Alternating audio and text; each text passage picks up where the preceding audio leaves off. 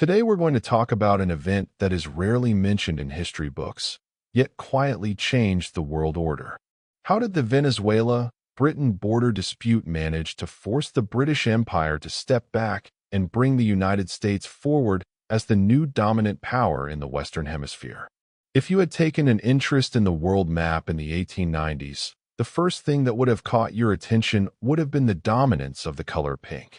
This color symbolized one of the largest empires in world history, the British Empire. People used to say that the sun never set on these lands, and the reason for this expression was the enormous territories under its control. For this reason, in the narrow harbors of Hong Kong, in the deep mines of South Africa, on the hot plains of India, in the endless forests of Canada, and in the remote regions of Australia, everywhere the Union Jack flag was waving. London was not just a capital city or the main source of finance. It was almost like the control system of the planet's brain. The decisions made there directed sea trade, banking systems, and international law. The Royal Navy was practically the dominant force on the oceans. Since the defeat of Napoleon, no state had been able to truly challenge this naval power. For the British aristocracy, this situation was the natural order.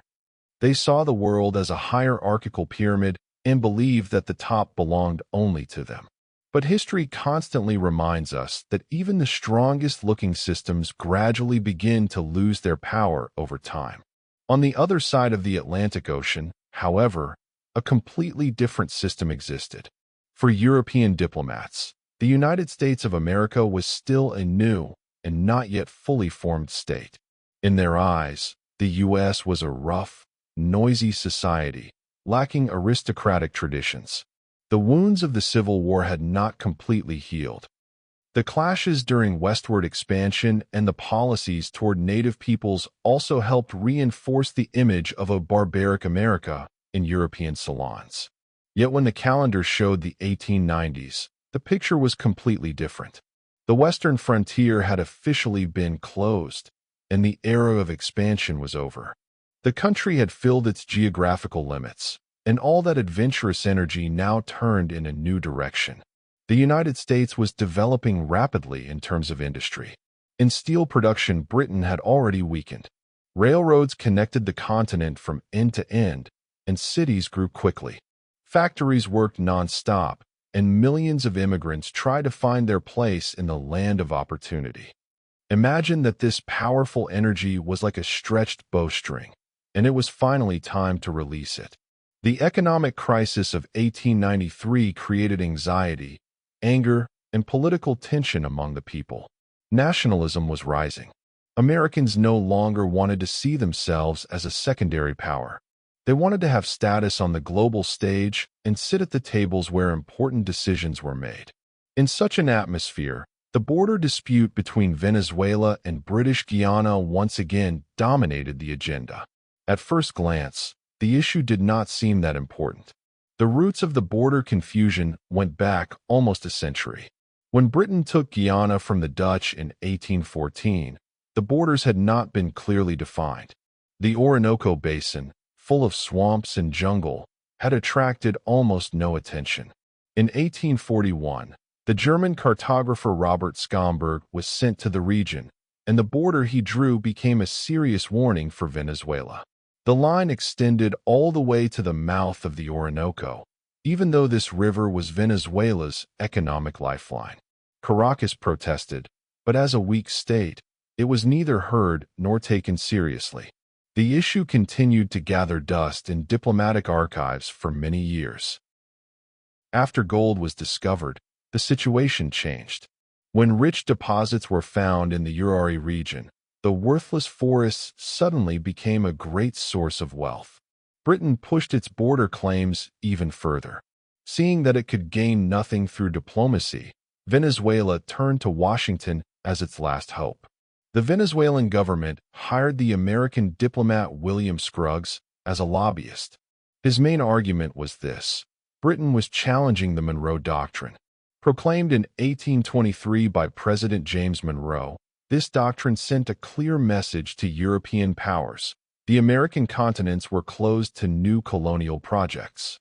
At that time, the United States was not strong enough. So this doctrine remained merely a principle for many years. But now the situation had changed completely. President Grover Cleveland and Secretary of State Richard Olney saw the issue not merely as a border dispute, but as a test. Their question was simple. If Britain could redraw maps on this continent as it pleased, then what was the United States for? Olney sent a bold note to London. The note declared that the United States was the de facto sovereign power in the Americas and that its position must be taken into account in matters where it intervened. London initially reacted coolly and delayed its response, because Prime Minister Lord Salisbury believed the Americans would eventually back down. But this silence was perceived in Washington as open disrespect. Cleveland addressed Congress, stating that if Britain refused arbitration, the United States would use all means. This was practically a war warning. Public opinion in the U.S. was ignited. Newspapers published harsh headlines. Politicians delivered aggressive speeches. Old issues, especially Britain's sympathy for the Confederacy during the Civil War, were recalled. Demonstrations and marches appeared in the streets. The nation wanted to show its strength.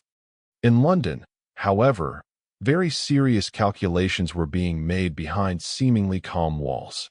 Admirals understood that although the Navy was large, it was dispersed across the world. Concentrating forces only in the Atlantic would leave other regions undefended. Canada, with its long and open border, could be endangered. The industrial capacity of the United States could quickly transform into a massive war machine. Economists warned that such a war could shake the economic pillars of the empire. At that very moment, the Jameson raid occurred in South Africa, and the German emperor openly congratulated the Boer Republic. This was a warning signal for London. It became clear that the real danger was not from America, but from Europe. Therefore, Britain decided to submit the border issue to arbitration, because fighting on two fronts would have been suicide. The arbitration decision formally favored Britain in most respects. But symbolically, everything had changed. The United States had begun to be recognized as the main political power in the Western Hemisphere. After this crisis, London chose a more realistic strategy. Confronting rising powers like Germany was dangerous. Cooperation with the United States seemed the safer path. For this reason, Britain granted broad rights to the Americans regarding the Panama Canal. The British Navy was reduced in the Caribbean, and security there was effectively entrusted to the United States. To some, this looked like surrender, but strategically it was the step that preserved the empire. Because when World War I began, it was American financial support that came to Britain's rescue. In textbooks, the Venezuelan crisis is mentioned only briefly.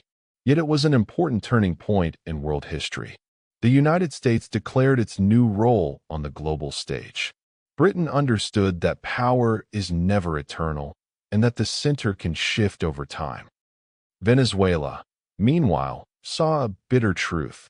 European imperialism was retreating, but another hegemony was taking its place. Today, when you look at the Guyana-Venezuela border, the line is not just a mark on a map. It is a symbol reminding us of the end of one century and the beginning of another. Britain lost leadership in the Western Hemisphere without firing a single shot. America gave its first command, and the world obeyed. History sometimes works this way. The greatest wars are the ones that never begin. Thank you for watching us. If this topic was interesting to you, don't forget to like the video, subscribe to the channel, and activate notifications. In the upcoming videos on this channel, we will take a deeper look at history, economics, and the major processes shaping the world. Your opinions are important to us as well. Share your thoughts in the comments. Remember, those who understand the past build the future more correctly.